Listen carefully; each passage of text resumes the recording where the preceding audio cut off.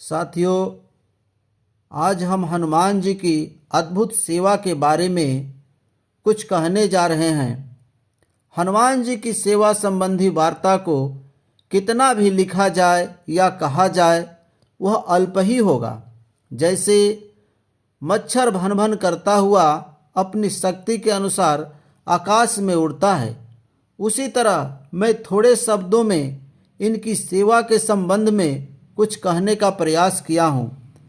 जब वनवास काल में सीता जी की चोरी हो गई तो भगवान श्री राम लक्ष्मण दोनों भाई बहुत जगहों में खोजते हुए जब किष्किंधा पहुँचे तो हनुमान जी से भेंट होने पर इनकी द्वारा ही सुग्रीव से मित्रता हुई।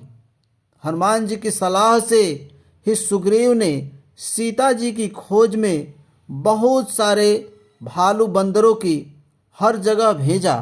हनुमान जी 100 योजन समुद्र लांघकर लंका पहुँचे और सीता जी से भेंट तथा बातचीत कर भगवान श्री राम को बतलाए कि सीता जी लंका की अशोक वाटिका में है।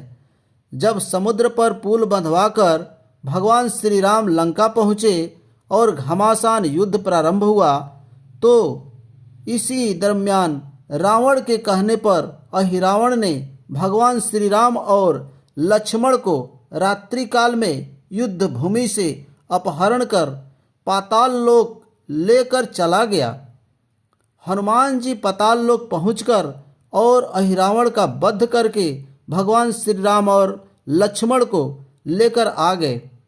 जब रावण पुत्र नरातक नहीं मारा जा रहा था तो नारद जी के कहने पर कि रावण पुत्र नरातक की मृत्यु सुग्रीव पुत्र दधिबल के द्वारा ही हो सकता है, इसके अलावा उसको कोई भी नहीं मार सकता। इस समय वह धौलागिरी पर ध्यान कर रहा है, अगर उसको लाया जाए तब नरातक की मृत्यु होगी। यह सुन सबके सब चिंतित हो गए कि उसको कौन लाएगा। भगवान श्री राम के कहने पर हनुमान जी धौलागिरी पर गए और दधिबल से भेंट कर तथा युद्ध का सब समाचार सुनाकर उनको साथ लेकर आए। तब नरातक उनको हाथों मारा गया। जब लक्ष्मण जी मेघनाथ की शक्ति बाण से युद्ध भूमि में गिर गए तो उनको होश में लाने के लिए हनुमान जी लंका नगर से सुखेन वैद्य को लाए और उनके कहने पर जड़ी लाने के लिए धौलागिरी पर गए और धौलागिरी ही उठाकर ले आए। सुखेन वैद्य उससे जड़ी लेकर उसे कूट पीस कर लक्ष्मण जी को पिलाए। तब लक्ष्मण जी चेतन अवस्था में आए। इसके बाद महावयावी राक्षस मेघनाथ मारा गया।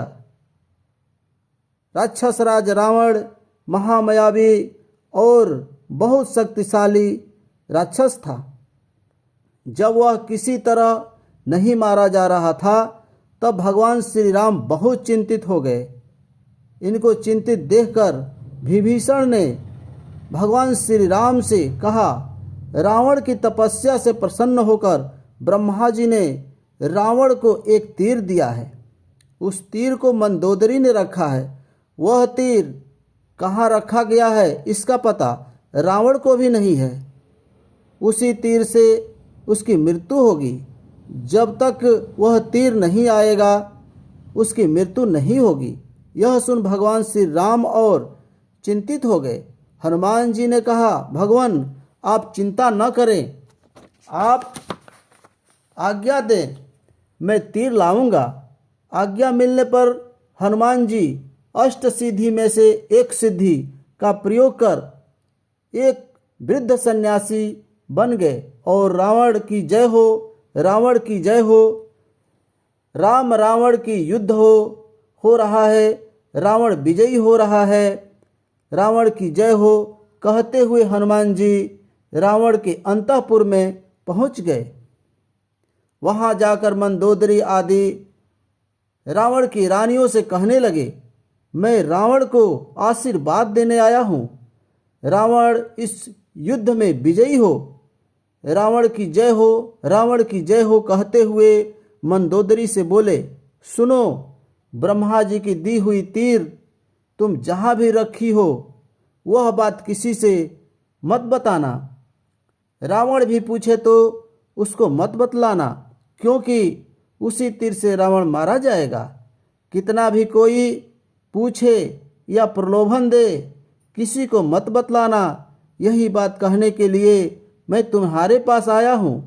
रावण की जय हो, रावण की जय हो। यह कहते हुए फिर बोले, देखो, मैं तुम्हें सचेत करने के लिए आया हूँ। कोई कितना भी पूछे तुम किसी को भी मत बतलाना। रावण की जय हो, रावण की जय हो।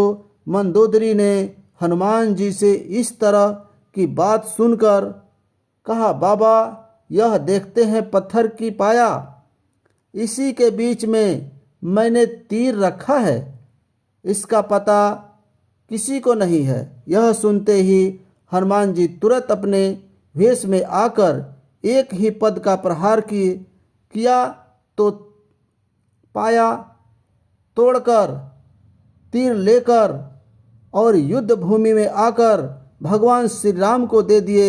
उसी तीर से रावण मारा गया। हनुमान जी की सेवा लोकप्रिय है। इसी सेवा के पुण्य प्रताप से हनुमान जी की संसार में पूजा होती है और वे आज भी अजर अमर हैं।